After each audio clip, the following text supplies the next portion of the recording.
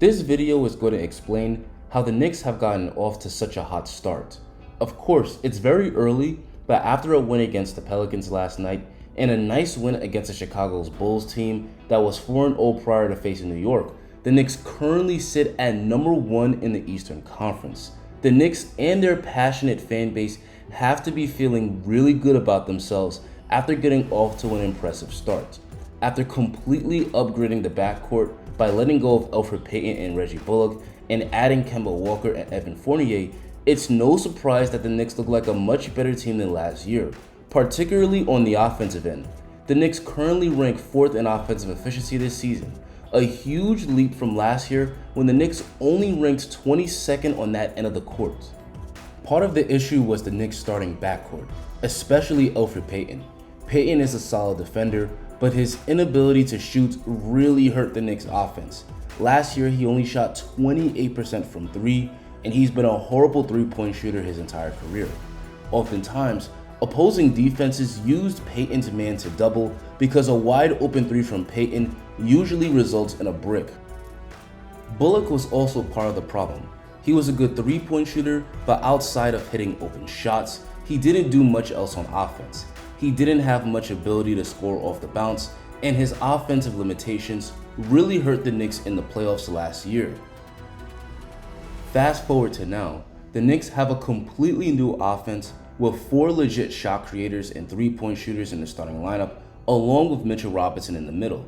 The hometown kid Kemba Walker has been a major addition to the Knicks offense. He gives the Knicks a three-point shooter and offensive creator that they desperately need. In his last 3 games, Kemba is averaging 20 points per game and shooting a blistering hot 58% from 3. Kemba is a huge weapon in the two-man game where his ability to knock down the pull-up 3 is excellent. If the opposing big doesn't hedge high to contest the pull-up 3, then it's automatic. He's also comfortable getting to his spots in the mid-range and knocking it down. He may not be Charlotte Hornets Kemba, but he's still a huge weapon on the offensive end. But the biggest addition so far for the Knicks has been Evan Fournier. He opened the season dropping 32 points on his former team, and through 6 games, he's averaging 17 points per game and shooting 45% from 3 on a super high volume 8 attempts a game. He's been giving the Knicks the offensive punch at 2 guard that they desperately needed. Similar to Kemba, he's another huge scoring weapon in the pick and roll where he's automatic if you give him the open pull-up 3. And he's also super deadly shooting the 3 ball off the catch. But what's really great about Fournier is how his offensive game is multi-dimensional.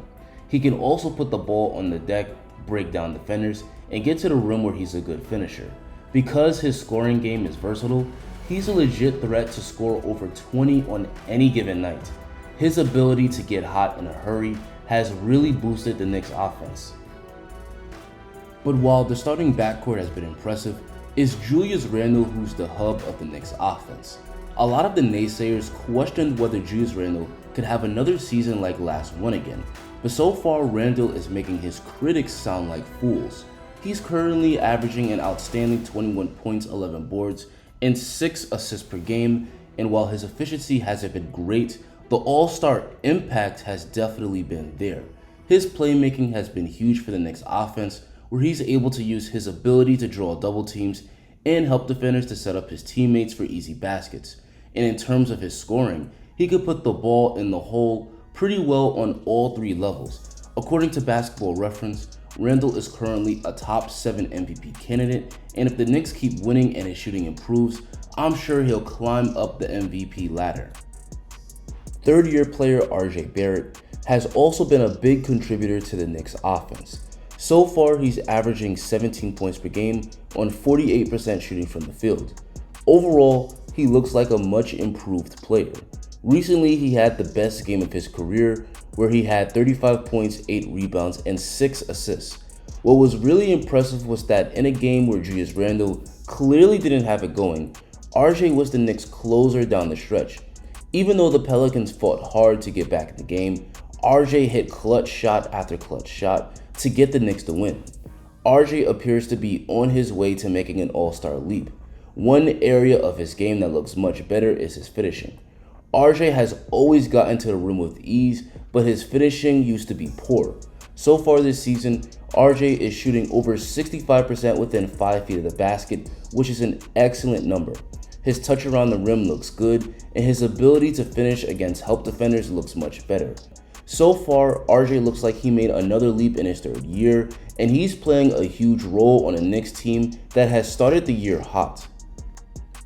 On the season, the Knicks are one of the best 3-point shooting teams. They currently rank 1st in 3-pointers made, a huge improvement from last year's 21st rank. Thanks to that elite 3-point shooting, the floor is a lot more spaced, which creates driving lanes for everybody. Opposing defenses constantly have to choose between allowing an alley-oop at the rim or sending help defense and giving up an open 3 from a knockdown shooter. Perhaps the biggest beneficiary of the increased spacing is 4th-year center Mitchell Robinson. Mitch has always been a good finisher, but he's currently shooting a ridiculous 88% from the field so far in the season.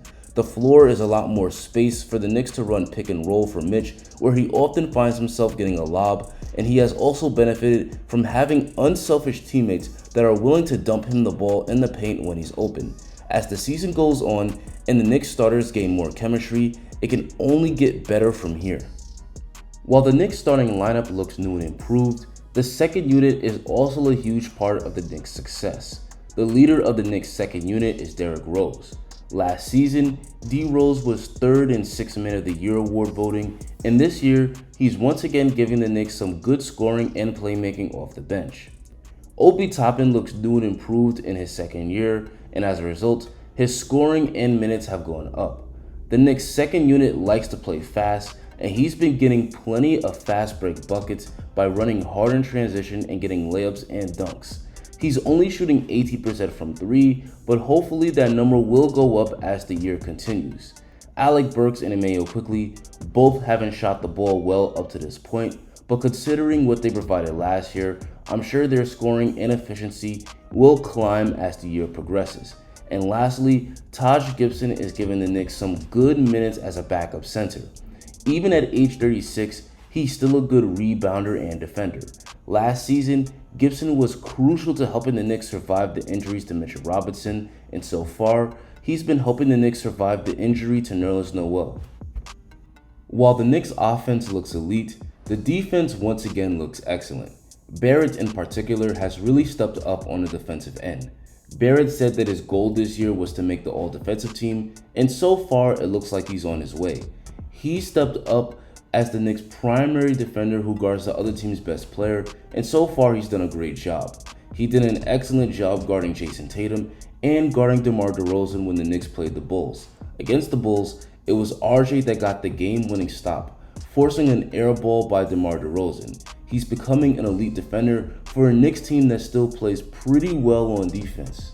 While RJ has been great, it's Mitchell Robinson who's the anchor of the Knicks defense. While his blocks per game is down, he's done an excellent job of forcing misses at the rim with his size and length. And the new strength that he added this offseason appears to have made him a strong post defender. This was on full display against the Sixers, where Robinson played excellent defense on Embiid. Before the year started, Robinson said that his goal was winning Defensive Player of the Year. If he can stay healthy and lead the Knicks to another top 5 defensive ranking, it can certainly happen. Overall, the Knicks look really good on both ends of the floor. History says that when you're a top 10 team in both offense and defense, you're a legit title contender. I know it's early, but if the Knicks can keep up or even improve how they're playing, we may have to view the Knicks as a legit contender in the East. Some more good news for the Knicks is that they're not even at full strength yet. Julius Randle was a huge part of last year's success, and he hasn't even played a single game yet this season. Once he returns, that should improve an already good Knicks defense. Julius Randle was one of the best big men defensively last year, and with both Noel and Mitch healthy, that gives the Knicks 48 minutes of elite rim protection. It appears that the Knicks can only go up from here. Thibodeau and the front office have done a great job at turning the Knicks from bottom feeders to a relevant team. Hopefully, the improvements that we've seen so far means the Knicks will go on a much deeper playoff run. Anyway, guys, that's going to be the end of the video.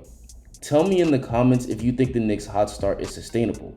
Also, do you view them as legit title contenders? Make sure to like the video and subscribe if you enjoyed this and want to see more dope content just like it. Thanks for watching and have a great rest of your day.